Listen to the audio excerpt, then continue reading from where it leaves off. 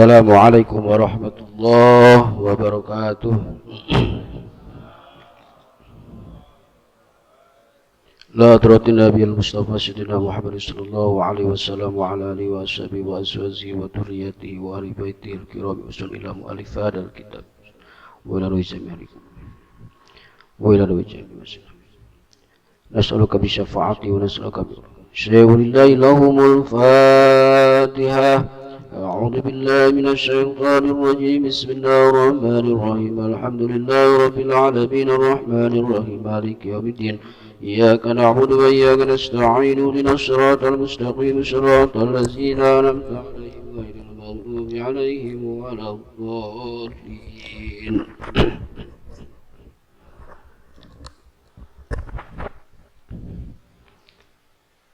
Bismillah, alhamdulillah, wassalatu wassalamu ala rasulillah Sayyidina Muhammad ibn Abdillah wa ala alihi wa sahbihi wa mawalah. Amma ba'du, rabbi sahri sadri wa yassir li amri wa ahlul uqdatan min lisani yafqahu qawli. Qala Allah ta'ala fil Qur'anil Karim, a'udzu billahi minasy syaithanir rajim, inna anzalnahu fi lailatul qadr. Al-ayah, sadaqallahul azim wa sadaqa rasuluhun nabiyul karim wa nahnu ala dhalika minasy syahidin wasyakirin walhamdulillahi rabbil alamin.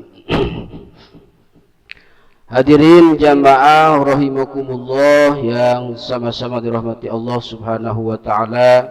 Alhamdulillahi rabbil alamin. Pada kesempatan di pagi hari ini, alhamdulillah kita semua masih diberikan kekuatan oleh Allah subhanahu wa ta'ala, sehingga seperti biasa kita semua melaksanakan thalabul ilmi, rutinitas aktivitas setiap minggu pagi. Nah, mudah-mudahan ini menjadi catatan pahala kita nanti di akhirat, amin ya Allah ya rabbal alamin.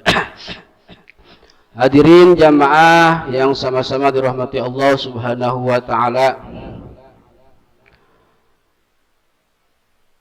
nikmat dunia yang Allah berikan kepada hamba itu tidak lepas daripada 4 perkara. Nikmat dunia itu hanya sebatas 4 perkara, hadirin. Yang pertama, ladatu dunia arba'atun. Nikmat dunia itu hanya 4. Yang pertama, at-ta'am, makan, was-sarab, minum, wal jima wa naum, tidur. Kenikmatan dunia itu hanya 4 yang Allah berikan kepada kita. Ta'am, syarab, jima, naum. Makan, minum, jima, tidur. Itu nikmat dunia hanya sebatas seperti itu. Yang mana semua ini, hadirin, kalau kita sudah kelewat batas, banyak makan, banyak minum, banyak tidur, fa innaha hijabun lil abdi anillahi ta'ala. Ini menjadi penghalang kita, menjadi penghalang kita kepada Allah. Kalau kita banyak makan, banyak minum, banyak tidur, jadi penghalang, hijab diri kita jauh daripada Gusti Allah. Oleh karena itu, janganlah kita perbanyak tidur, jangan perbanyak kita makan, minum, jangan diperbanyak, hanya secukupnya. Lah, datanglah puasa, kewajiban puasa ini supaya kita mendekatkan diri kepada Allah subhanahu wa ta'ala. Kalau sudah banyak makan, banyak minum, menjadi penghalang dekat kita kepada Allah, otomatis ruh kita pun sama gak mau untuk mendekatkan diri kepada Allah. Karena Pak, Bu, ruh itu sama butuh makan. Ruh itu kalau kurang makan, kering, kurus. Tapi kalau banyak makan, ruh jadi kuat, sehat. Ruh, Pak. Tapi beda, Pak. Makanan ruh sama makanan dohir itu beda. Kalau dohir lapar, kita bisa makan padang, bisa makan sate. Kalau haus, minum, segala rupa. Itu makanan dohir. Ruh juga sama. Ruh juga bisanya dia sehat itu harus dikasih makan. Nah, makanan ruh apa itu? Satu, pengajian, ini makanan ruh nih. Dua, ngaji Quran. Tiga, amal soleh, zikir dan lain sebagainya, baca sholawat. Nah, itu makanan ruh. Nah, yang jadi pertanyaan, supaya ruh kita ini mau membaca Quran, ruh kita mau diajak baca sholawat, ruh kita mau diajak zikir, itu bagaimana caranya? Nah, ini jangan sampai ruh kita itu kurus, Pak. Nah, ruh itu kan kebagi. Ada yang disebut dengan ruh mujarodah, Pak. Ruh mujarodah itu ruh yang mana dulu sebelum kita lahir, artinya belum ada jasad, disebut ruh mujarodah. Alastu birabbikum qalu bala syahidna, itu ruh mujarodah. Nah, ruh mujarodah itu sudah mengakui bahwa seorang hamba terhadap Tuhannya, disebut ruh mujarodah, suci. Nah, yang kedua, setelah Allah menciptakan jasad atau raga, disebut dengan ruh mutasyarifah. Sekarang nih, kita ruhnya ada, jasadnya ada. Nah, ruhnya disebut ruh mutasyarifah. Nah, ruh mutasyarifah ini yang perlu makan, Pak. Perlu makan. Ruh itu perlu makanan, perlu dikasih makan. Contohnya sholawat, baca Quran, pengajian dan lain sebagainya. Nah, ruh ini supaya sehat harus kita arahkan ke arah situ, biar ruh kita tidak sakit. Kalau ruh sudah sakit, sholat gak mau, ngaji Quran gak mau, terus baca sholawat apalagi, zikir males, bangun di tengah malam gak mau, ini tanda dan cirinya ruh kita sakit. Badan kita apa kalau sakit? Coba badan kita kalau sakit, makan gak mau, minum gak mau, sakit, bahkan harus dirawat. Nah, itu kan repot. Ruh pun sama. Ketika ruh sudah jauh dari Allah, ketika ruh gak mau diajak untuk mengerjakan amal kebaikan, cirinya ruh kita sakit. Berarti siap-siap nanti kita menuju celaka, menuju nerakanya Allah Subhanahu wa ta'ala. Naudzubillah. Nah, inilah ruh mutasyarifah. Yang terakhir ada yang disebut dengan ruh mutafarikoh. Jasad nanti akan berpisah dengan ruh, disebut dengan kematian. Maka ruh ini disebut dengan ruh mutafarikoh. Ruhnya orang-orang yang keluar daripada jasadnya disebut dengan kematian. Inilah mulai di mana ruh akan dipertanyakan dan dipertanggungjawabkan selama dia menjadi mutasyarifah di saat ini, nanti pertanggungjawabannya di akhirat. Inilah masalah ruh, hadirin. Ruh kita mesti kita cas, mesti kita kasih makan supaya ruh kita sehat, supaya ruh kita selamat di akhirat. Di antaranya adalah membaca Al-Qur'anul Karim. Nah, membaca Al-Qur'anul Karim salah satu makanan ruh, Pak. Nah, apakah diri kita, hadirin, diajak untuk membaca Al-Quran? Apakah semangat? Ketika membaca Al-Quran, ada kemauan, apakah kita menikmati dengan bacaan Al-Quran? Kalau menikmati bacaan Al-Quran, kalau diberikan nikmat oleh Allah membaca Al-Quran, berarti ciri ruh kita sehat, Pak. Kalau ruh kita sakit, dibawa baca Al-Quran, bawaan yang ngantuk, mendingan lihat WA. Kalau lihat WA sejam 2 jam kuat, lihat HP ya. Tapi kalau baca Quran 15 menit, wah udah males, wah udah ngantuk, ciri ruh kita sakit. Ya Allah, ya Rabbi ya Karim. Nah, ini hati-hati, hadirin, ruh kita jangan sampai sakit. Nah, di bulan Ramadan, hadirin, supaya ruh kita sehat, usahakan kita selalu membaca Al-Quranul Karim. Karena salah satu keterangan bahwa bulan Ramadan adalah syahrul Quran, bulannya Al-Quranul Karim, yang mana Al-Quran ini diturunkan oleh Allah kepada Kanjeng Nabi Muhammad Shallallahu Alaihi Wasallam itu di bulan Ramadan. Nah, kita buka sekilas tentang sejarah permulaannya diturunkannya Al-Quranul Karim. Nah, kalau kita ditanya, Pak, Al-Quran itu diturunkan di bulan Ramadan, itu tanggal berapa? Nah, pasti jawabannya adalah tanggal 17 Ramadan, ya kan? Bapak, Al-Quran itu diturunkan tanggal berapa sih? 17 Ramadan. Dalil keterangannya mana? Wah, gak bisa gerak, disekak. Sedangkan dalam Al-Quran jelas bahasanya inna anzalnahu fi lailatul qadar. Aku turunkan, kata Allah, Al-Quranul Karim di malam Lailatul Qadar. Malam Lailatul Qadar, Pak, bukan tanggal 17 Ramadan. Ayo, kan kita pusing, disekak seperti itu kan. Sedangkan Lailatul Qadar, Pak, itu gak mungkin ada di bawah tanggal 20. Pasti kemungkinan Lailatul Qadar itu dari tanggal 20 sampai akhir bulan Ramadan. Sedangkan Bapak jawab tanggal 17 Ramadan. Dari mana keterangannya? Ya, wah, disekak kita. Wah, gue bisa jawab. Bukan kan?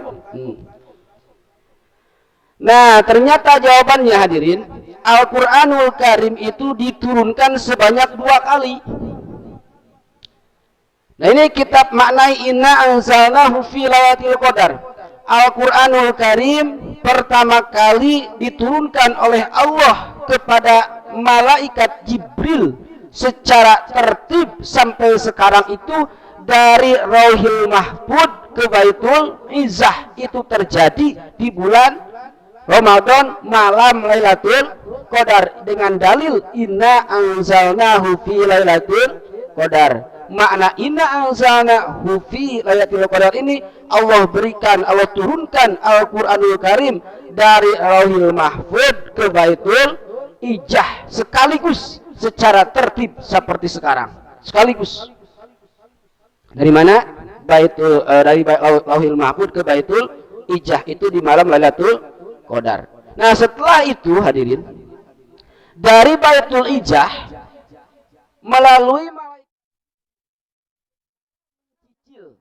kepada baginda Rasul Shallallahu Alaihi Wasallam selama 22 tahun 2 bulan 22 hari dalam kurung 23 tahun di usia Nabi ketika 40 tahun di Jabal Nur, tepatnya di Gua Hira, malam 17 Ramadan bertepatan dengan 6 Agustus 610 Masehi, turunlah ayat pertama Iqra bismi rabbikal ladzi khalaq. Itu terjadi di malam tanggal 17 Ramadan. 2 kali. Sekali lagi ya. Dari Baitul Izzah melalui malak Jibril, Allah Subhanahu wa taala menurunkan Al-Qur'an ayat pertama Iqra bismi rabbikal ladzi khalaq di malam 17 Ramadan. Ini yang dimaksud dengan nuzulul Quran. Bukan yang inna anzalna.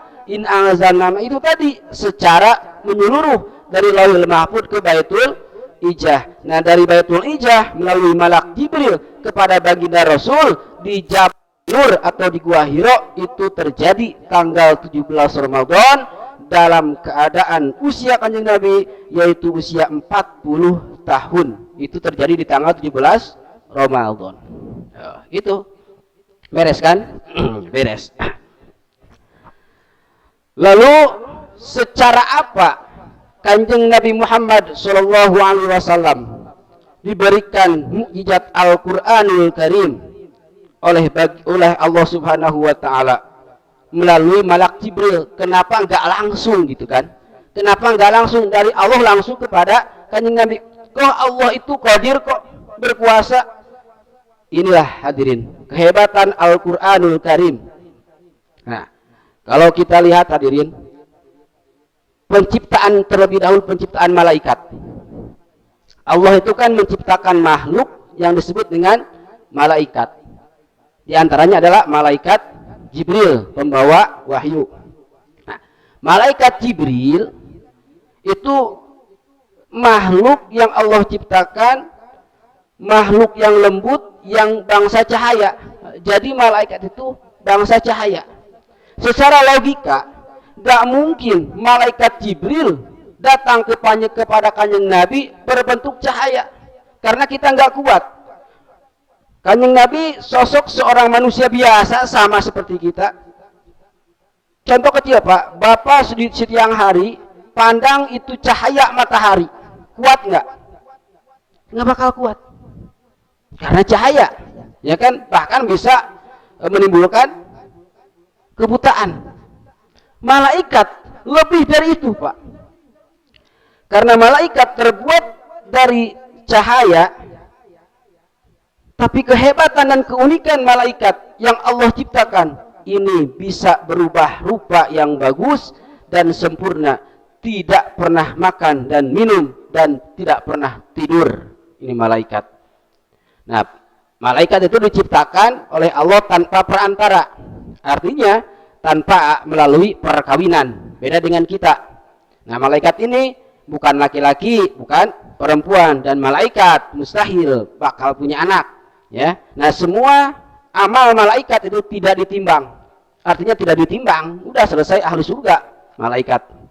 Nah, lalu kita kembali hadirin kepada kanjeng Nabi ketika menerima wahyu pertama di Gua Hiro tanggal 17 Ramadan dengan Iqra bismi rabbikal ladzi khalaq. Bentuk rupa malaikat Jibril ini seperti apa sosoknya?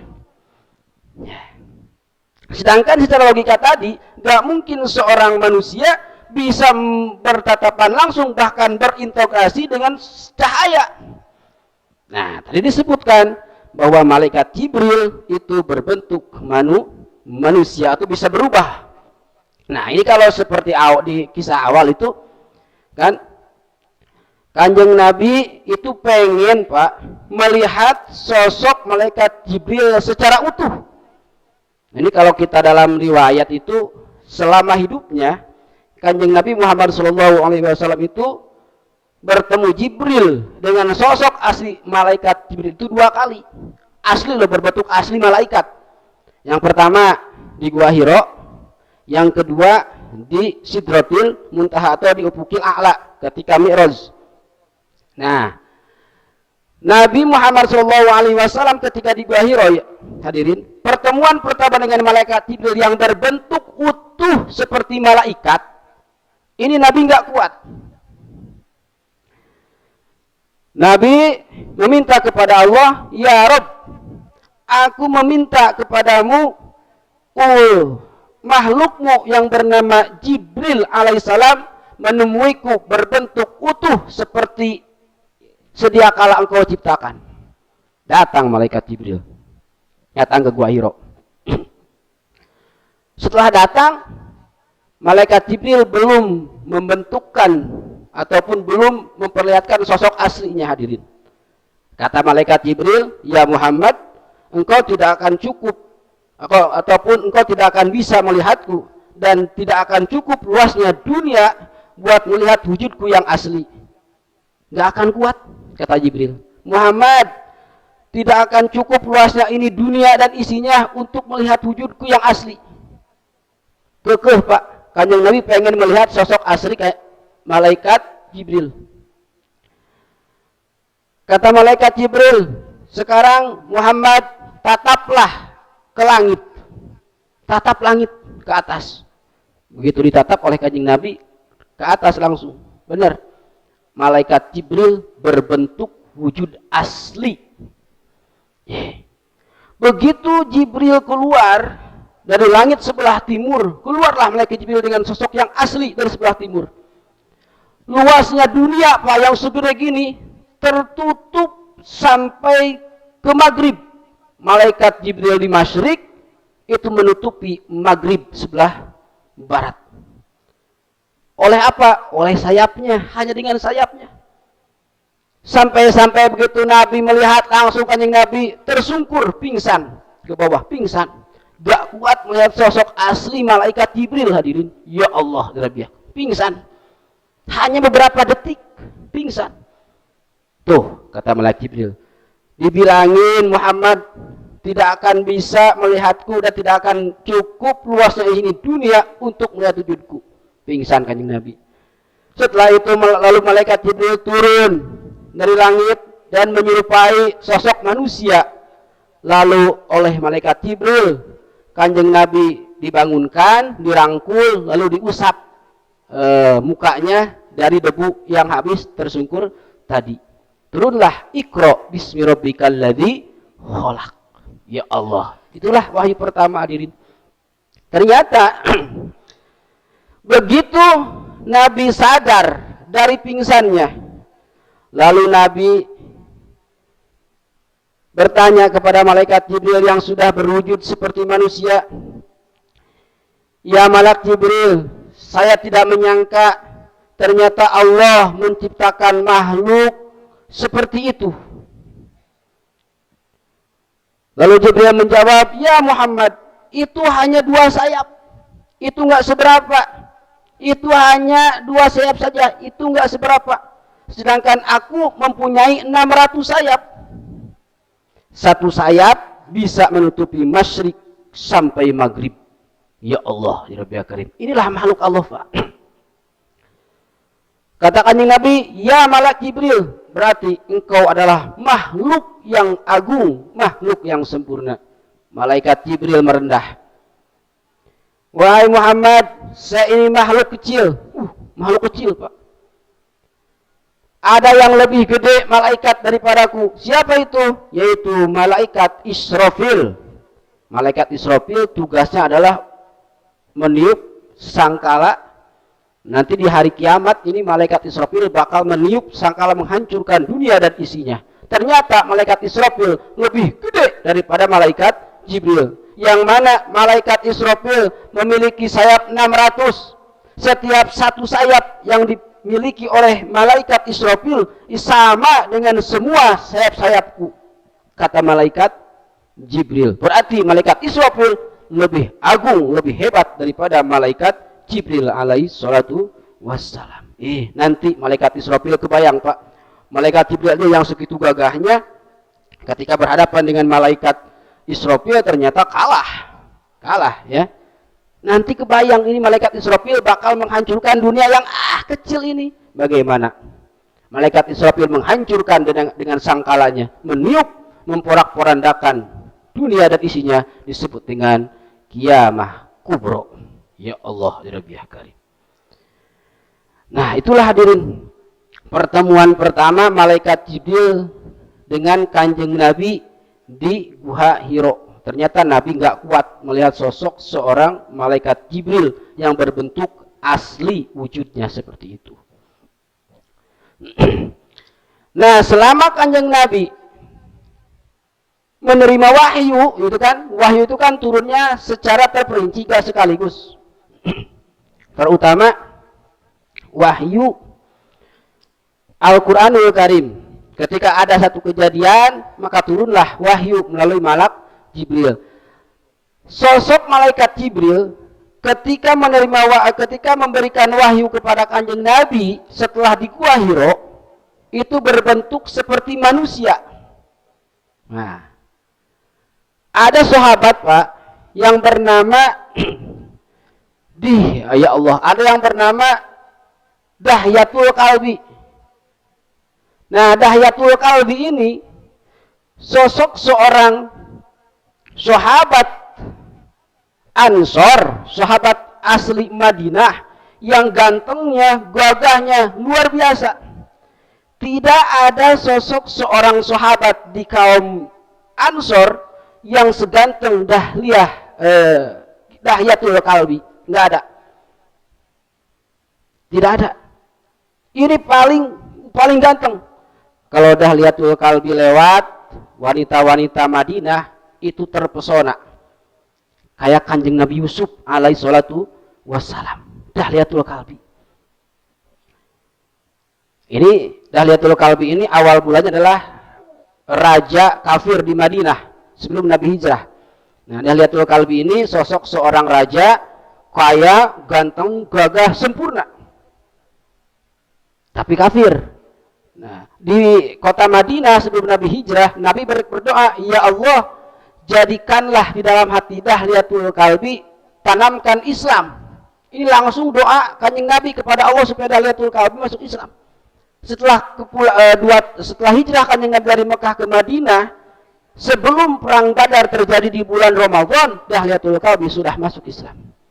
Nah, Dahliyatul Kalbi hadirin, inilah sosok yang ganteng, yang hebat, yang gagah, sehingga malaikat Jibril ketika akan menemui Kanjeng Nabi menyampaikan wahyu, malaikat Jibril suka menyerupai Dahliyatul Kalbi. Yuk hebatnya. Jadi malaikat Jibril itu datang kepada Kanjeng Nabi, Pak, untuk memberikan wahyu itu berupa Dahliyatul Kalbi. Sehingga sahabat tidak ada yang tahu bahwa itu malaikat Jibril. Dan pernah suatu hari Ummu Salamah itu bersama Kanjeng Nabi ngobrol. Terus ditanya oleh Kanjeng Nabi, "Ya Ummu Salamah, engkau tahu siapa tadi yang datang kepadaku dan siapa tadi yang ngobrol bersamaku?" Kata Ummu Salamah, "Oh, itu mah sahabat yang paling ganteng se-Madinah, Dahliyatul Kalbi." Nabi tersenyum, "Salah engkau. Penglihatanmu Dahliyatul Kalbi itu adalah malaikat Jibril alaihissalam." Ya Allah, ya Rabbi ya Karim. Oh, kalau gitu mah tadi saya salaman. Wah, udah telat. Inilah sosok seperti itu. Malaikat Jibril datang kepada Kanjeng Nabi menyampaikan wahyu itu selalu berupa Ki Dahliyatul Kalbi. Sosok seorang sahabat yang paling ganteng dari kaum Ansor. Kalau dari kaum Muhajirin, yang paling ganteng itu Kanjeng Nabi. Jadi dua sosok ini ketika bertemu, Kanjeng Nabi dengan Ki Dahliyatul Kalbi, sosok dua sahabat, sosok dua manusia yang sempurna. Kanjeng Nabi kegantengannya dari kaum Muhajirin, sedangkan Ki Dahliyatul Kalbi kegantengannya dari kaum Ansor. Ketika mereka berdua ngobrol, itu cahaya kemana-mana, seolah dua orang, satu orang, seolah-olah kayak berkaca, Pak. Tidak ada jauhnya, tidak ada bedanya. Ya Allah, ya Rabbi, ya Karim. Inilah sosok Dahliyatul Kalbi, seorang sahabat Kanjeng Nabi yang selalu diserupai oleh malaikat Jibril ketika akan menyampaikan wahyu kepada Kanjeng Nabi. Ki Dahliyatul Kalbi. Hebat. Nah, hadirin wal hadirat jamaah rahimakumullah. Setelah Kanjeng Nabi menerima wahyu berupa Al-Qur'anul Karim dengan Iqra bismi rabbikal ladzi khalaq. Nah, ini perlu kita ketahui, Al-Qur'anul Karim itu turun sebanyak beberapa bagian. Di antaranya di Al-Qur'an itu ada yang disebut dengan ayat Makkiyah. Ayat yang diturunkan sebelum Nabi hijrah ke kota Madinah. Nah, secara bertahap selama 12 tahun, 5 bulan, 13 hari dari semenjak usia Kanjeng Nabi 41 tahun sampai usia 54 tahun, yaitu di usia Kanjeng Nabi. Nah, ada yang disebut dengan ayat Madaniyah, ayat yang diturunkan atau wahyu yang diturunkan setelah Nabi hijrah di kota Madinah. Nah, selama turun ini ayat Madaniyah, turun selama 9 tahun, 9 bulan, 9 hari, usia Kanjeng Nabi 54 tahun sampai usia 63 tahun, tanggal 9 Dzulhijjah. Ketika tanggal 9 Dzulhijjah, turunlah ayat terakhir, yaitu ayat Al-Maidah ayat 3. Yaitu di usia Kanjeng Nabi usia 63 tahun. Setelah itu Kanjeng Nabi wafat. Ini wahyu terakhir. Nah, Al-Qur'anul Karim itu ada 30 juz. Kalau ditanya ada berapa Pak Al-Qur'an? 30 juz. Hebat berarti. 30 juz, 114 surat. 114 surat. Dari 30 juz itu 114 surat. Nah, 19/30 artinya 19 surat dari 30 juz tadi, itu 86 surat itu turunnya di Mekah. Nah, kalau ada Al-Qur'an itu ya ada bahasa ya ayyuhan nas, berarti itu ayat yang turun di Mekah. Kalau ya ayyuhalladzina amanu itu ayat turun di kota Madinah. Nah, seperti itu. Ya, ayatnya ada berapa ayat Al-Qur'an? 6.666 ayat. Nah, kalimahnya 77.934 kalimah. Hurufnya ada berapa? 323.621 huruf. Puyeng lah. Puyeng Tapi itu hanya sebatas pengetahuan saja. Kalau ada yang bertanya, Al-Quran berapa juz? 30 juz. Anak saya usia 6 tahun sudah ketelar Al-Quran 30 juz. Apalagi kalau udah 10 tahun bisa 60 juz. Wah, bahaya itu mah ya. Nah, hadirin jamaah rahimakumullah, Al-Quranul Karim diturunkan oleh Allah Subhanahu wa Ta'ala melalui malak Jibril. Itu poinnya hanya 3 dalam Al-Quranul Karim. Poin yang pertama, Al-Quranul Karim itu menjadi basyiroh. Yang pertama, Al-Quran itu menjadi basyiroh. Mukjizat Al-Quranul Karim kepada umat Kanjeng Nabi, kepada kita, itu hikmahnya satu, menjadi basyiroh. Basyiroh itu mata hati. Wah, ini jauh, Pak. Tingkatan ini tingkatan jauh. Basyiroh itu adalah mata hati. Ketika kita membaca Al-Quranul Karim, ayatnya ayat azab tentang neraka, maka terlihatlah seluruh ahli neraka. Basyiroh. Bisa nggak kita? Kanjeng Nabi, Pak, kalau Kanjeng Nabi membaca surat yang memang isinya neraka, maka penghuni-penghuni neraka oleh Allah dibukakan. Ini si anu. Basyiroh. Ketika Kanjeng Nabi membaca Al-Quranul Karim tentang masalah surga, maka terlihat ahli surga si anu. Basyiroh. Ketika Kanjeng Nabi membaca Al-Quran seperti itu, terlihat alam kubur. Ketika Kanjeng Nabi faida ja'aluhum la yastaghiruna sa'ata wa la yastaqdimun, tentang kematian, maka si A bakal meninggal tahun ini. Basyiroh, mukjizat Al-Quran. Ketika Nabi membaca ayat azab kubur, inilah ayat kubur. Kanjeng Nabi diperlihatkan oleh Allah, si anu ahli kubur, celaka. Basyiroh. Adakah orang seperti itu, Pak? Seperti Kanjeng Nabi. Sedangkan Kanjeng Nabi uswatun hasanah, contoh yang bagus. Adakah sosok manusia setelah Kanjeng Nabi yang membaca Al-Quran diperlihatkan oleh Allah basyiroh itu, sampai orang-orang ketika membaca Al-Quran dibukakan oleh Allah seperti tadi? Ada nggak? Banyak, Pak. Kalau kita bicara Kanjeng Nabi jauh. Emang Kanjeng Nabi makomnya, makom Rasul yang akan bisa menandingi. Tuh, Syekh Abdul Qadir Jailani. Tuh, Syekh Syiri Sikti. Tuh, Syekh Junaid Al-Baghdadi. Tuh, Ki Mahruf Al-Qurhi. Seperti itu baca Al-Quran, ketika membicarakan yang dibaca terbuka. Terlalu jauh itu mah makom wali. Tuh, guru-guru yang kemarin. Mukjizat Al-Quran Allah berikan kepada para guru-guru kemarin, Pak. Lihat, Syekh Holil Bangkalan Madura.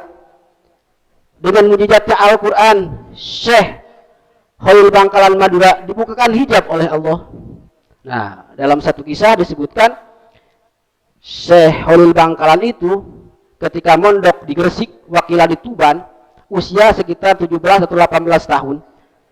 Suatu hari sholat, Pak. Ini kita bicara tentang masalah dibukakannya hati seseorang, bisa melihat isi hati seseorang, basyiroh disebutnya. Nah, suatu hari kan ketika mondok ini, Syekh Holil Bangkalan Madura itu mondok di Tuban, itu mengikuti sholat berjamaah. Ceritanya, ketika sholat berjamaah, Syekh Holil ini ketawa, ngak-ngak, wah, ketika sholat. Nah, selesai sholat oleh gurunya, itu ditanya, siapa tadi yang lagi sholat tertawa? Teman-temannya, tuh, Holil dipanggil Holil oleh gurunya. Holil, apa alasanmu ketika kamu sholat, kamu tertawa? Kan kamu itu santri, tahu dong adab-adaban. Si Holil, Pak, jawabannya apa? Mama, saya enggak tertawa gimana? Orang mama lagi sholat, ternyata dalam hati mama itu, dalam sholatnya itu mama memikirkan nasi. Tahu. Ternyata Pak gurunya, itu kan sholat isya. Setelah maghrib tadi, itu gurunya habis ngeriung. Ceritanya nih, ini asli nih. Habis ngeriung. Karena kemalaman takut sholat isya, akhirnya si kiai ini nggak langsung pulang nggak ada berkat. Di zaman itu banyak berkat Pak. Ternyata si berkatnya itu daripada dibawa ke rumah takut kemalaman sholat isya, mendingan si berkatnya ini ditaruh di atas atap majelis, taruh berkatnya habis ngeriung. Nah sholatlah isya.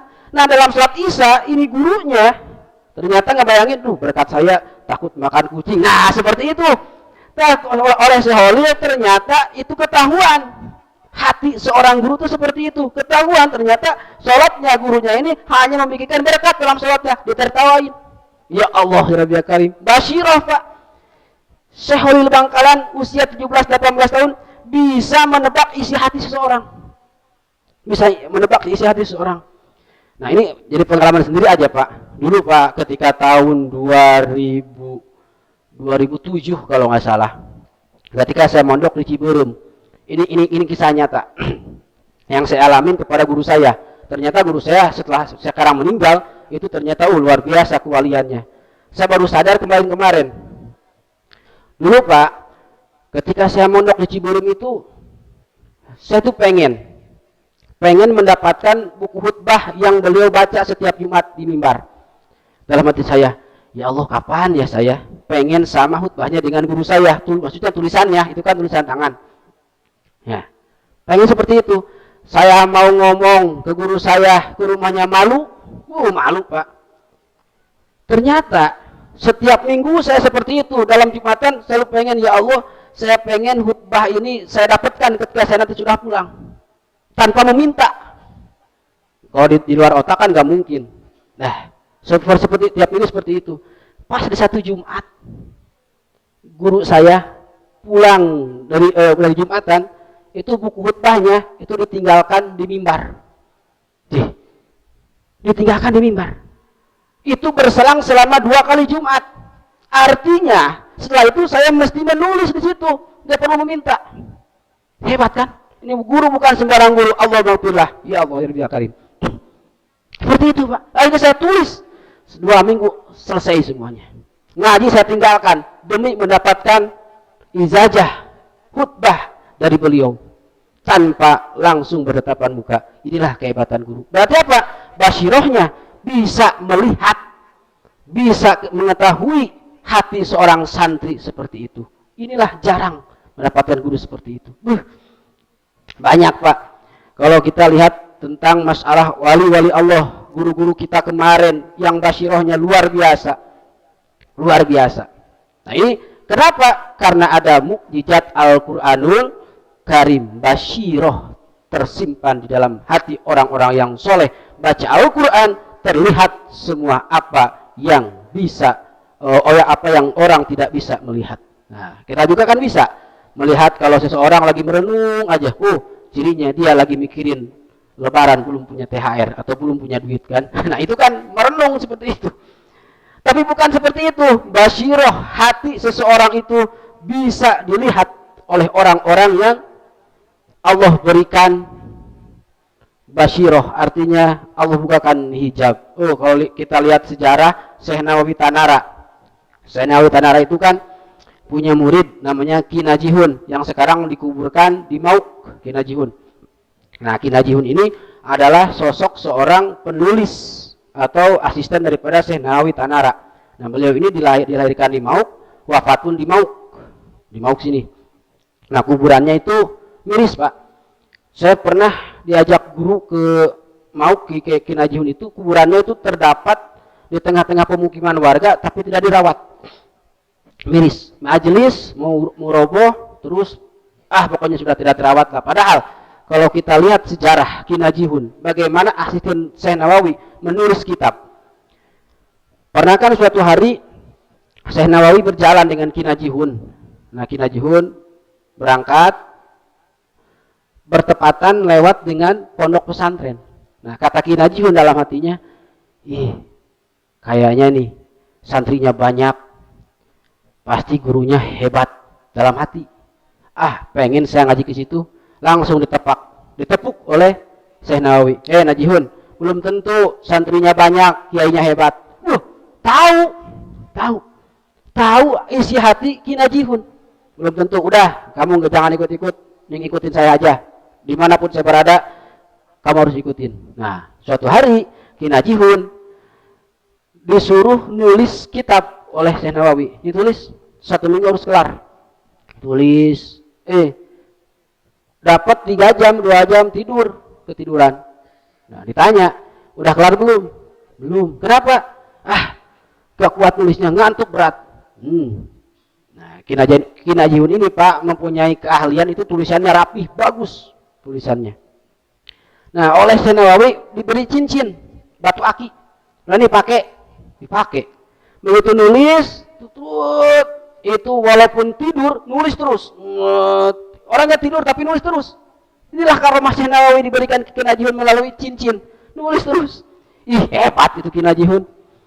Inilah hadirin sosok seorang Kina Jihun, kuburannya di Mauk, silahkan yang mujarah ke sono. Asisten Syekh Nawawi ketika disuruh untuk menulis kitab, dia orangnya tidur tapi pena dan tangannya terus menulis.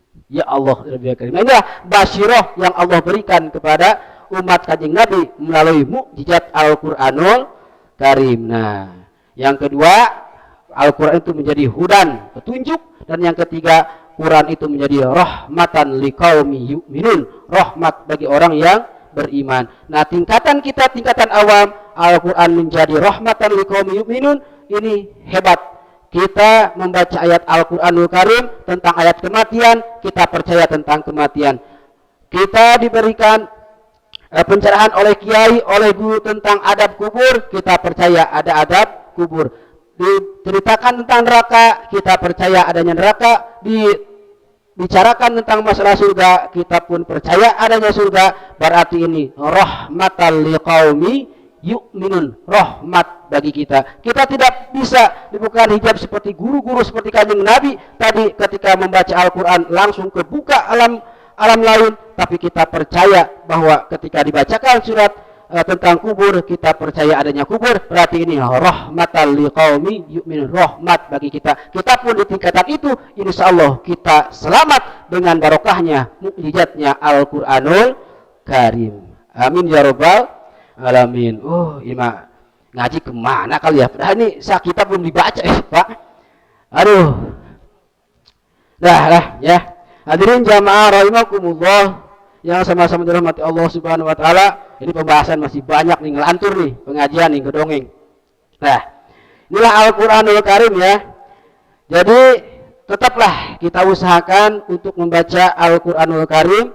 Intinya, kita membaca Al-Qur'anul Karim, insyaallah mendapatkan pahala. Dan barang siapa menghotamkan Al-Qur'anul Karim, menghotamkan nih di bulan Ramadan, setiap ba'da khotam Al-Quran, kita berdoa kepada Allah, insya Allah di situ ada makom atau ada syaatul ijabah.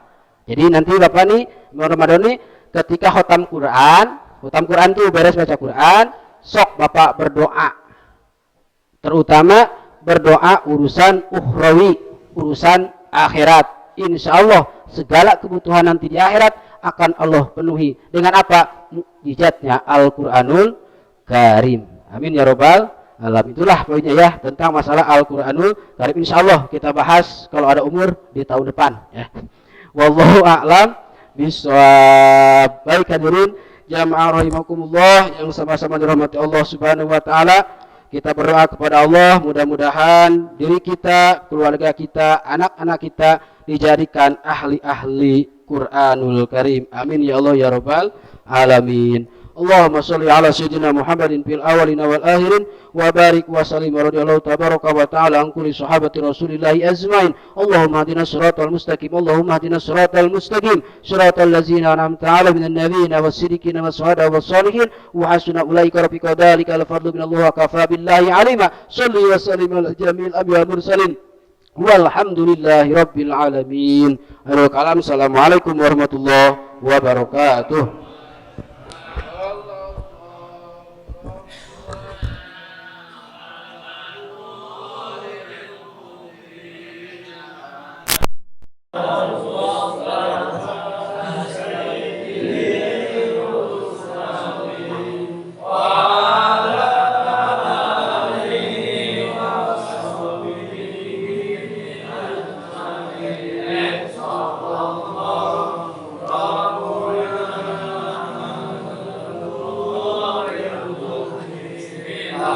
عنها